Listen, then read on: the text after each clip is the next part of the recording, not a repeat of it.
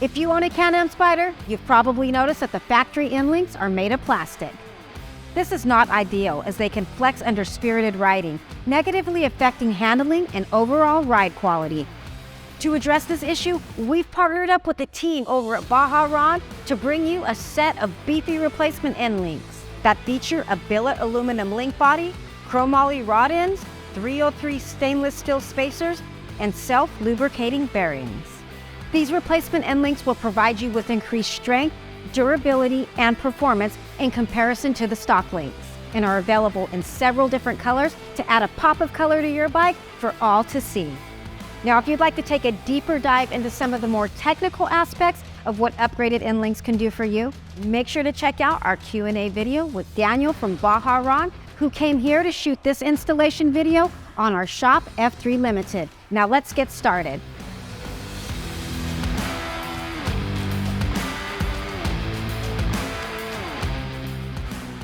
Depending on your Spyder year or model, you may need to use ramps or a floor jack to lift your Spyder up enough to access the bolts holding the end links in place. If you decide to use a floor jack, be sure to use jack stands to stabilize your Spyder once lifted. On our 2019 F3 Limited, the lower and upper factory end link bolts are facing in opposite directions. On some Spyder models, however, these bolts are facing in the same direction. Be sure to notate the direction each end link bolt is facing on your bike before you remove them. Next, use two 13mm box end wrenches to remove the lower bolts on your factory end link.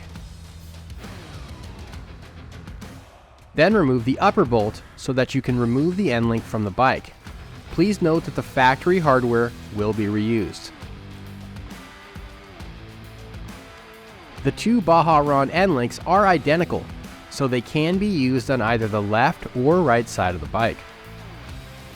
Add a spacer to one of the included wooden alignment dowels. Then add an end link and a spacer to the other side, making sure that the tapered end of both spacers are facing inward towards the end link like so. Then insert the end link and spacers into the channel underneath the A-arm and reinstall the factory bolt, making sure that the bolt is reinstalled in the same direction it was when you removed it. The wooden dowel will slide out as you push the bolt through and into place. You can then add the factory nut to the upper bolt, finger tight for now. Next, add a spacer to the bottom bolt, making sure that the tapered side of the spacer is facing towards the end link.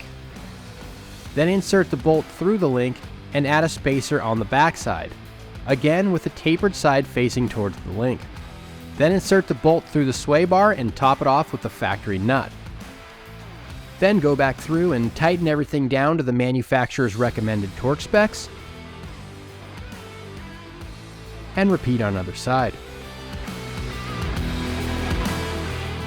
Now, if a set of aftermarket end links are on your mod list, head over to slingmods.com or click the link in the description below to grab a set for your Spyder. Feel free to like and subscribe to continue to see more content like this. I'm Jen, signing out. Until next time.